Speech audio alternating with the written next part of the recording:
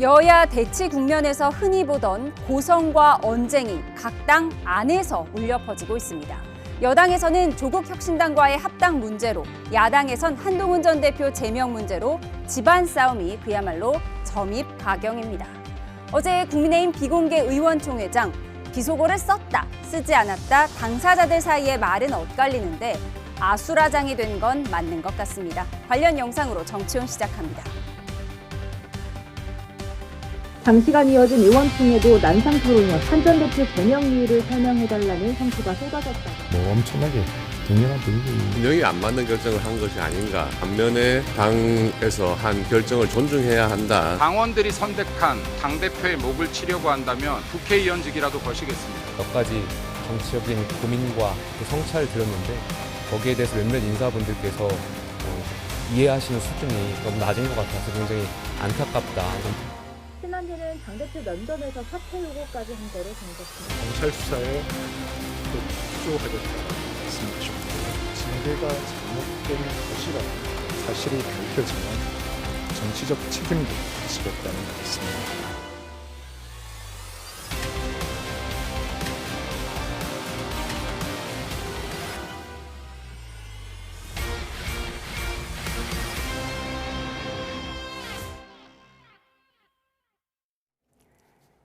네, 오늘의 정치훈 박용진 전 민주당 의원, 김성태 전 국민의힘 원내대표와 함께합니다. 어서 오세요. 안녕하세요. 안녕하세요. 네, 대담을 진행할 텐데요. 네, 앞서 국민의힘 상황을 전해드렸습니다. 여야 모두 당내 갈등이 증폭하고 있는데요. 어제 국민의힘 의원총회에서는 장동혁 대표의 사퇴 요구부터 또 지지 발언까지 난상 토론이 벌어졌다고 하는데 정성국 의원과 또 조광환 최고위원 사이에 설전이 있었다. 이 부분이 화제가 되고 있습니다. 진실은 어떤 건가요? 그렇게 이제 정당 정치가 이렇게 불안정해진다는 것은 민주주의의 핵심 기제인 그런 조정과 통합 기능이 상실되기 때문에 많은 이제 그런 갈등 요소만 이제 비춰질 수밖에 없는 그런 참 암담한 현실이 계속되고 있는데 이 정치적 이런 갈등이 이제 골이 깊어지면요. 의원총회라는 것은 그렇게 제1야당으로서 지금 이재명 대통령의 지금 부동산 정책에 상당히 거친 SNS. 예, 저희가 화면으로 보여드리고 있는데 정성국 의원은 많이 알려졌다시피 친 한동훈계로서 한동훈 전 대표 제명에 반대를 했었고요. 조광환 최고위원은 장동혁계로 한동훈 전 대표 제명에 찬성했던 인물인데 어제 이제 현역 의원이 아닌 조광환 최고위원에게 의원이 아닌데 왜 의원총회장에 들어오냐 이 부분이 좀 문제가 된 것 같습니다. 근데 야 인마 너 나와 이렇게 말했다는 게 정성국 의원의 주장이고 또 조광환 최고위원은 야 인마라는 말은 나는 쓰지 않았다 또 이렇게 주장해서 주장이 엇갈리고 있습니다. 하여튼 어제 한 80여 명 그러니까 107명 국민의힘 의원 중에서 이제 한 4분의 3 정도가 이제 참여한 그런 의총이었는데 대체적으로 참여한 그런 의원들 입장에서는 정말 그 낯뜨거운 모습을 밖에 이야기한다는 것 자체가 이제 상당히 불편한 그런 모습이었어요. 근데 제가 후배들한테 좀 이야기를 들었고로서는 과연 이런 상태로 6.3 지방선거가 정확하게 이제 오늘부로 120일 딱 4개월인데 예. 언제 이 체제 진영을 갖다 정비를 하고 또 원팀이 돼가지고 좋은 성적표를 만들 수 있는 그런 희망을 많은 이 출마자들한테 지금 부여해야 될 그런 시점에 이 당이 한 치 앞을 내다볼 수 없는 그런 계속 불안정한 상태에 이런 갈등이 증폭되는 그런 그림 모습. 저게 누굴 잘잘못을 지금 가릴 사항은 아니죠. 정성국 의원 입장에서는 의원총회인데 이제 종황 같은 경우는 지난번에 남양주 시장을 했거든요. 이재명 지금 대통령이 경기지사 시절에. 예, 민주당 출신이잖아요. 그렇습니다. 우리 당이 이제 영입이 됐고 그래서 이제 최고위원까지 됐는데 최고위원으로서도 의총에서 의원들의 분위기를 갖다 직접 들어보고 싶어 하는 그런 자기의 어떤 그 정치적 그 바람도 있었어요. 그렇지만은 이제 워낙 지금 당 상황이 안 도니까 의총에 왜 의원 아닌 사람이 또 참여해가지고 이제 이렇게 이제 문제 제기가 되니까 이 상당히 난상 토론이 돼버린 건데 하여튼 볼상사나운 모습이었습니다. 그렇지만은 저 결과가 이제 그나마 또 좋은 내용으로서 이렇게 마무리되어야 되는데 결과도 없어요. 예. 그러다 보니까 이제 그 어총을 지켜본 장대국 대표 입장에서도 참 이게 국민들 상대로 이제 대국민 이제 연설도 해야 되는데 그런 측면에서 제1야당으로서의 정말 할 얘기가 많거든요. 그러기 위해서는 당의 결속이라든지 제1야당으로서 진영이 굳건하게 잘 그 체제가 안정된 가운데 질러줘야 그게 국민들한테 신뢰가 가는데 저런 상황이 되니까 장동혁 대표 입장도 상당히 난감하죠. 예. 어제 뭐 정성국 의원은 강성파인 김민수 조광환 최고위원이 왜 참석을 했느냐, 왜 강성파 목소리만 들으려고 하느냐 좀 이 부분을 문제 제기한 것 같습니다. 그런데 장동혁 대표는 경찰 수사 결과 한동훈 전 대표의 결백이 밝혀지면 책임지겠다는 취지로 입장을 밝힌 걸로 전해지고 있습니다. 그래서 한동훈계에서는 그러면 한동훈 전 대표가 잘못한 게 확실하지도 않은데 제명한 것이냐 또 이렇게 반박을 하더라고요. 그러면 장동혁 대표가 정치적 책임을 지겠다 어떤 의미로 받아들이십니까? 어제 들은 국민의힘 관련 뉴스 중에 저 얘기가 제일 웃겼어요. 아니 당대표 입에서 수사 맡기겠다는 얘기가 나왔다. 정치 사안을. 그러니까 그 판사 출신 장동혁과 검사 출신 한동훈이 정치는 어디 내다 버리고 서로 미주알 고주알 시시비비나 가리는 법전 들고 이렇게 문구 따지던 그런 그 법률가 출신다운 정치가 아닌 그냥 내가 옳다 네가 옳다 이것만 따지던 장면에서 이제 그것도 안 되니까 입으로 안 되니까 저기 수사기관에 맡기자는 거 아니에요. 검찰도 아니고 경찰에. 제일 웃기죠. 정치를 해야 될 양반들이 그리고 제1야당의 대표라는 사람이 전직 제1야당 대표를 그때는 여당 대표네요. 그 자기 당의 대표 전직 대표를 겨냥해서 잘못이 있는지 없는지를 수사기관에 맡기겠다.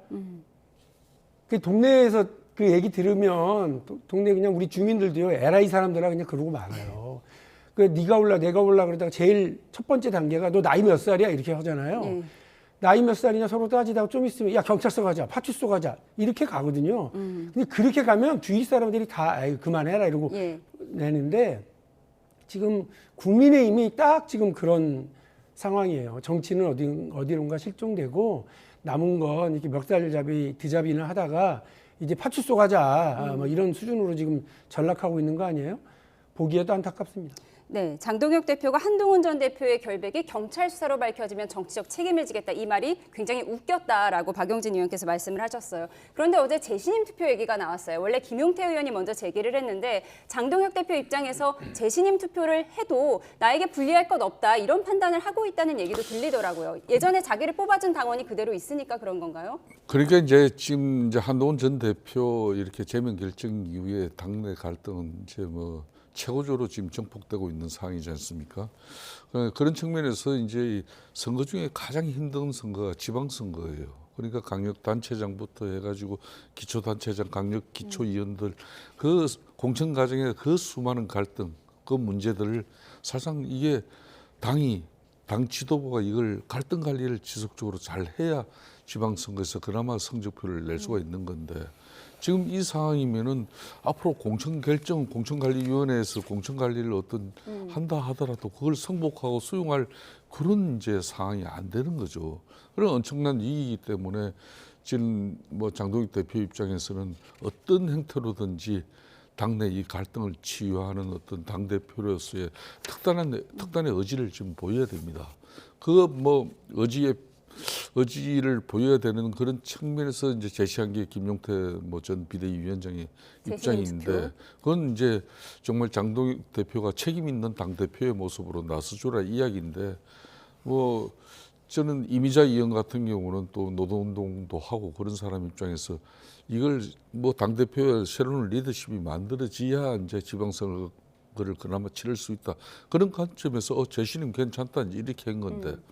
지금 상황에서는 이제 처음에는 뭐 장동혁 주변 이 핵심 뭐 당권파 친구들도 재신임 그러니까 이제 김용태 전 비대위원장이 이야기할 때는 약간 이건 뭐야 왜 당대표 흔들어 이런 건데 지금 이 상황은 그대로 갈 수는 없다는 걸 그래도 웬만큼 공감하고 그 방법 중 하나가 이제 재신임이라면 이거 못할 이유도 없는 거 아니냐 이렇게 흘러가는 거죠. 여기서 문제는 그럼 재신임으로 가자 그래도 앞으로 이제 뭐 그럼 100% 국민 여론으로 가자. 안 그러면 지금 현재 우리 당원 당규가 거의 50대 50인데 예. 이 50대 50으로 가자든지 안 그러면 100% 당원으로 하자든지 네. 그 방식 가지고도 또 논란이 한참 예, 벌어질 재신 겁니다. 투표를 하더라도 또 그 방식 이건 가지고 내일 아마 이제 시간을 끌 것이다. 대국민 이제 정당 대표 연설을 이제 장동혁 대표가 하고 난 이후에 아마 뭐 당내적으로 뭔가 거취 표명이 있을 거라고 지금 보고 있습니다. 예, 이런 분위기 속에서 국민의힘 최다선 의원인 육선의 조경태 의원은 2월 말 3월 초가 재건의 골든타임이라고 주장한 가운데 오세훈 시장은 장동혁 디스카운트라는 말까지 했습니다. 들어보시죠. 저는 이번 지방선거에서 이른바 장동혁 디스카운트가 지방선거를 덮치지 않을까 하는 출마자들은 말씀을 안 하셔도 아마 속이 수건용일 거예요. 저는 골든타임이라고 보통 표현하는 2월에서 3월 초까지가 국민의힘이 재건할 수 있느냐. 2월 19일 윤석열 전 대통령의 내란 심판 선 1심 선고가 있고요. 윤석열 전 대통령과의 완전한 절연을 한동훈 전 대표에 대해서 제명 문제도 저는 다시 제고해야 된다. 국민의힘 소장파 모임인 대안과 미래는 개혁신당 이준석 대표를 조찬 강연에 초대했는데 이준석 대표 선거연대에 확실하게 선을 그었습니다. 대표님, 다음은 당신입니다. 그거를 거의 밥 먹으면 계속 듣습니다. 그럼 세뇌가 될 수밖에 없습니다. 밥그런 통합을 얘기할 겁니다. 그런데 자신의 잠재적 경쟁자가 될 만한 사람들 빼고 2020년 총선을 앞두고 유승민이라는 사람을 주저앉히기 위한 황교안 대표의 유승민 빼고 다 공천 준다고 하는 거죠. 황교안 대표는 똑같은 비슷한 결과로 기결될 가능성이 높고. 네, 오세훈 서울시장이 직접 장동혁 리스크, 장동혁 디스카운트를 언급하면서 지방선거에서 대패하기 전에 장동혁 대표가 사퇴해야 된다 이런 주장을 하는 거예요. 서울시장 함께 준비하는 입장으로서 이 부분 어떻게 보십니까? 오세훈 시장 얘기는 쉽게 얘기하면 장동혁 때문에 못 해먹겠다는 얘기 아니겠어요? 서울시장 선거에서는 그래도 민주당이 되게 긴장하고 있거든요. 그래서 이거 어쨌든 지난 20년 동안 서울시장이었거나 늘 서울시장처럼 보였던 네. 오세훈 시장과의 대결을 앞두고 어떤 그 구도를 그려내야 되고 어떤 후보가 뽑혀야 되느냐를 놓고 상당히 긴장하고 있는데 지금 구도로 되면 민주당이 거의 거저먹는 분위기로까지 국민들이 생각하시거든요. 거기에 제일 지금 내가 피해자다라고 생각하는 건 오세훈 현 시장이죠. 그러니까 공천을 받아야 되는 입장인데도 불구하고 당대표 물러나라. 이거부터 이야기를 하고 있는 것 아니겠습니까? 저 발언을 하는데 그 옆으로 지나갔다는 거 아니에요? 네. 장동혁 대표가. 그거 뭐 서로 소 닭 보듯이 하고 못 본 척하고 이렇게 본척만 척하고 지나갔다는 것도 저는 지금 국민의힘이 처해 있는 상황을 정확하게 보여준다고 봐요. 근데 장동혁 대표는, 그러니까 오세훈 시장은 장동혁 대표에게 공천을 받아야 하는 입장인데 이런 쓴소리를 연일하는 이유가 뭐라고 보십니까? 지금 상황으로 가면 아니 한동훈을 쫓아내고 그 다음은 오세훈이다. 이미 이제 그런 얘기도 나오고 있고요. 또 당원 투표 70대 30. 아니 그냥 100%로 할지도 모른다. 이렇게 되면 본인에게 불리한 방식으로 자신을 쳐내는 경선구도가 만들어질 거다. 이렇게 생각을 하게 되면 저렇게 몸부림을 쳐야죠. 또 하나는 후보가 되더라도 지금 구도면 민주당한테 이기기 어렵구나. 그야말로 쌍십자가를 쥐고 그 서울시장 선거라고 하는 골고다를 올라가야 되는 거 아니에요, 자기가. 제가 볼 때는 이렇게 되나 저렇게 되나 지금 상황에서는 장동혁과 당내 극우 세력, 자기에게 호의적이지 않은 세력들을 흔드는 방법 말고는 다른 게 없다. 백약이 무효인 상황이다라고 생각하는 것 같고요. 어금니를 좀 꽉 물었구나 이런 생각이 듭니다. 어차피 공천 받기도 어렵고 공천 받는다고 해도 본선 경쟁력이 지금으로서는 좀 부족하다 이렇게 본 결과라고 하셨습니다. 이준석 대표 오늘 연설을 보면요. 유승민만 빼고 모두 다 공천을 주겠다고 한 황교안처럼 장동혁도 한동훈만 빼고 다 같이 가자고 할 것이다. 그 둘이 닮았다라고 쓴소리를 했더라고요. 이제 이준석 개혁신당 대표 입장에서는 지금 현재 국민의힘 상황이 말 국민적 신뢰를 가지고 제1야당으로서 뭐 그런 공고한 지위를 가지고 이번 6.3 지방선거에서도 국민들 지지를 받아 좋은 성적표를 손에 쥘 수밖에 없는 상황이라면은 이준석 개혁신당 대표도 이참에 합당 내지는 뭐 정책연대 연합 뭐 어떤 행토로든지 같이 힘을 합쳐가지고 네. 좋은 결과를 만드는데 본인도 적극적으로 참여하려고 단식장 찾아갈 때까지만 해도 그런 그런 분위기였어요. 생각이었죠. 네. 그렇지만은 이 장동혁 대표의 단식이 박근혜 엔딩으로 이렇게 마무리되고 지금 현재 당내 갈등이 또 한동훈 전 대표 제명과 함께 이렇게 뭐 거의 뭐 yap집산식의 그냥 이전투가 벌어지는 이 현상을 지켜보고 그러면은 앞으로 이제 6.3 지방선거를 앞두고도 지금 이제 국민의힘 공천 과정도 원만치 않을 것이다. 그럼 개혁신당 입장에서 국민의힘의 공천이 탈락됐거나 공천에서 또 반발하는 그런 세력들이 찾아갈 곳은 개혁신당밖에 없을 것이다. 그런 측면에서 이거는 뭐 이삭을 짓는 게 아니라 어떻게 보면은 지난 대선 때도 나는 8% 이상의 지지를 받은 나의 힘이 있다. 이번에도 한번 봐라. 이렇게 되는 거거든요. 그렇기 때문에 이제 국민의힘은 왜 당내 통합이 중요한가? 당의 통합 리더십이 중요한가? 당내 통합이 이루어져야만이 예언이 확정되는데 그 1차적으로 개혁신당 같은 그 연대가 만들어질 수 있는 거예요. 오세훈 시장 저런 것도 너무나 뭐 간단합니다. 네. 오 시장이 시장 내보내면서 저런 적이 별로 없잖아요. 그렇죠. 원래 온건파잖아요. 친정집 뭐 당내 정치가 어떻게 되든 일철 관여 안 한 사람이 오세훈입니다. 그래서 오세훈 시장은 당내적으로는 개파 개보적 정치적 갈등이 있어도 절대 어느 한 설에 서지 않는 사람이에요. 그런데 저 양반이 저렇게 나오는 것은 지금 현재 그만큼 서울시장 선거가 쉽지 않다는 그런 위기감의 발로입니다. 예.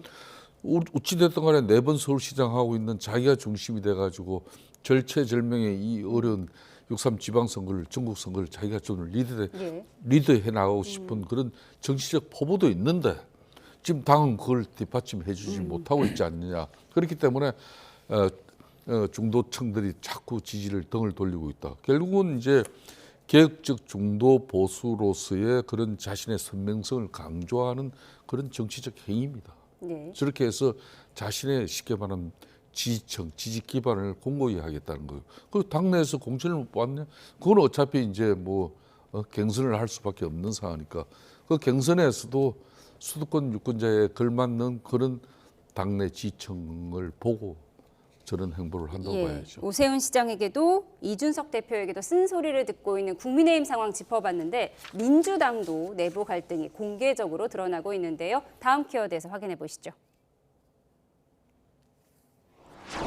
조국 혁신당과의 합당 논의를 두고 정청래 당권파와 이를 반대하는 비당권파 최고위원들이 공개적으로 충돌하는 모습을 보였죠. 정 대표 면전에서 대권 욕망을 운운하며 아슬아슬한 선을 오가는 모습도 노출됐는데 과연 봉합이 될 수 있을까요?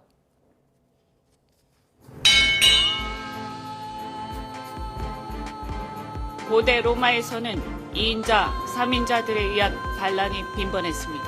하늘 아래 두 개의 태양은 있을 수 없다. 공개적인 면전에서 면박을 주고 비난하고 이렇게 하는 것이 민주당의 가치입니까? 당내 불협화음이 일파만파 커지자 정청래 대표는 이현주 최고위원과 오찬을 함께하는 등 진화에 나섰고 이후 본회의장에서 이렇게 귓속말을 나누는 모습이 포착되기도 했습니다. 합당의 당사자로서 민주당 내 갈등을 바라보는 조국 혁신당의 속내는 복잡할 수밖에 없는데요. 썸 좀 타자 이런 얘기거든요. 근데 돌연 프로포즈를 했어요. 당대표께서. 근데 갑자기 뭐 시어머니, 시숙, 뭐 시누이 이런 분들이 갑자기 나타나서 니들이 무슨 자격이 있다고 그래 하면서 물 뿌리고 김치 싸대기 때리는 것 같은 느낌이에요. 왜 이러시는지 모르겠습니다. 알겠습니다. 당의 권력 투쟁에 저희 조국혁신당을 끌어들여서 네, 하늘 아래 두 개의 태양이 있을 수 없다. 이현주 최고위원뿐 아니라 초선 의원 40여 명도 지금은 합당 논의를 중단하자라는 의견이 대부분이었다고 합니다. 지방선거 전에는 합당하지 말자는 의견인데 그렇다면 이 합당을 추진해온 정청래 대표의 지금 마음은 어떨까요? 지금 국민의힘을 앞에 보다가 이제 민주당을 보면 이게 똑같은 거 아니야 싶겠지만 민주당은 그래도 밥이라도 먹잖아요. 국민의힘은 밥은커녕 지금 멱살을 잡고 있고 민주당에서는 어쨌든 설전을 벌이지만 국민의힘처럼 파출소 가자 뭐 이런 얘기는 안 하고 있으니까 조금 뭐 상황은 다릅니다. 그러나 정치적인 논쟁을 벌이고 있는 건 뭐 살벌하게 하고 있는 건 맞고요. 이현주 최고가 이제 나중에 밝힌 걸 보면 오찬을 하면서도 똑같은 얘기를 본인은 했다는 거고요. 또 다른 최고위원들, 반대하는 최고위원들도 의사를 그렇게 전달을 계속 하고 있다는 거예요.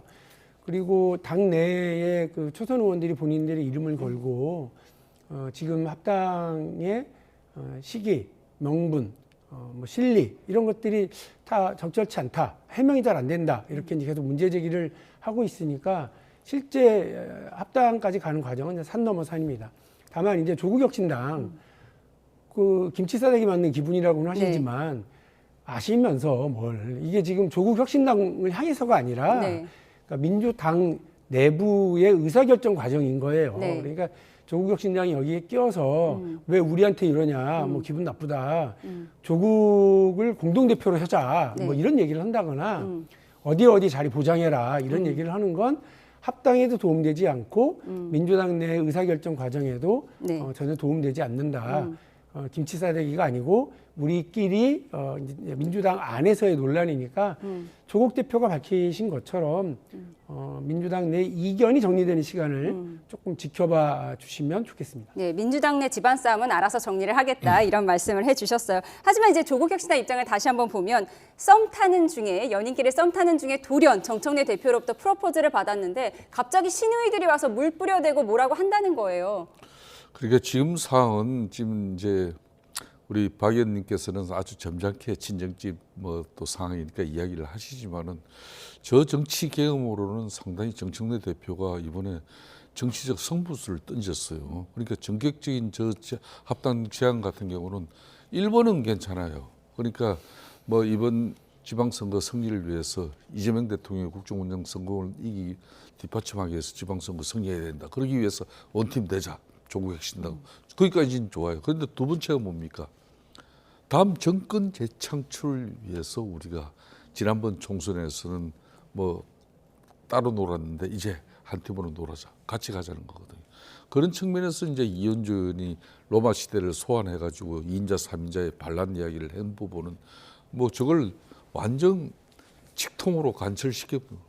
그러니까 저희 이야기는 쉽게 말하면은 정청래 대표가 자기 중심적으로 이번 6.3 지방선거도 치를 것이고 그 이후에 8월 전당대회도 자기가 공고하게 자기 기반을 구축하기 위한 그런 홀로서기다.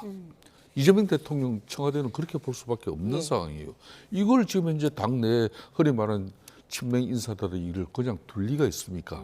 이현주 최고위원 같은 경우는 보수 진영에서 민주당에서 보수 진영으로 와서 상당히 오랜 시간 또 보내다가 어떻게 이렇게 할까 저렇게 할 때 그때 땡겨준 사람이 이재명 지금 대통령인데 그래서 상당히 보온 정치를 하고 있는 거예요 지금.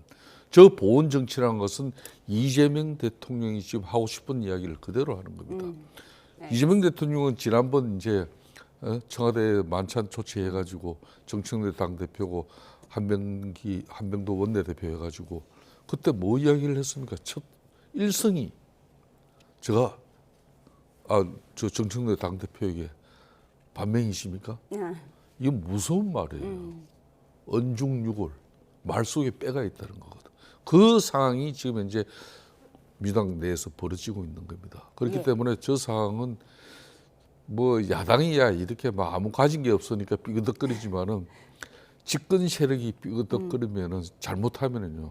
정권마저도 내놓는 그게 우리 보수 진영이 몇 번 보여줬잖아요. 예, 가진 것만은 여당의 권력 다툼이다 이렇게 해석을 하셨습니다. 이런 가운데 정청래 대표와 함께 차기 당권 주자로 거론되는 만큼 김민석 총리도 참전을 하는 걸까요? 어제 신년 기자회견에 많은 관심이 쏠렸는데 직접 들어보시죠. 민주당의 당대표라는 건 로망이 있죠. 로망이라는 단어 하나가 이렇게 많은 로망을 불렀지 생각 못했습니다. 정청래 대표와는 대단히 가깝습니다. 현재의 합당 논의에 대해서 이런 방식으로 이런 시기에 진행될 줄은 몰랐다. 범여권 내에서 이러저러한 갈등을 일으키거나 덜 플러스가 되는 상황으로 되는 것은 바람직하지 않다라고. 국무위원과 그 의원 한 명이 문자 메시지로 이렇게 대화를 나눈 내용이 유명으로 보도가 됐었습니다. 뭐 국무위원이 총리님 아니시냐 이런 거 제가 쓴 거 아닙니다. 그럼 됐죠? 합당에 반대하는 사람은 합당에 반대하는 이유를 얘기를 해야 돼요. 절차를 가지고 시비 걸지 말고요. 합쳐서 한꺼번에 가는 것이 이해찬의 기획에 가까워요. 지금도 보면 다음 총선에 날아갈 사람 많이 보여요. 제 눈에는. 그 연결식 할 때 김민석 총리가 좀 울면서 앞으로 누구하고 상의해야 되고 누구한테 물어봐야 되나 이렇게 하는데 흔들림도 여전한데 이제 누구에게 여쭤보고 누구에게 판단을 구하고 누구에게 의지해야 합니까? 울지 마요. 여기 다 있어. 네, 유시민 작가가 김어준 씨 방송에 출연해서 김민석 총리를 직격했습니다. 이건 정청래 대표에게 힘을 실어준 건가요? 그 합당에 찬성한다는 의견을 이미 이제 김어준 씨가 본인 방송에서 이야기를 했고요. 정청래 대표가 당 대표로서 나름 결단을 내린 거다. 이걸 같이 힘을 실어줘야 된다 이런 입장인 것 같고 유시민 작가도 그 같은 방송에서 지금 저 이야기를 했거든요.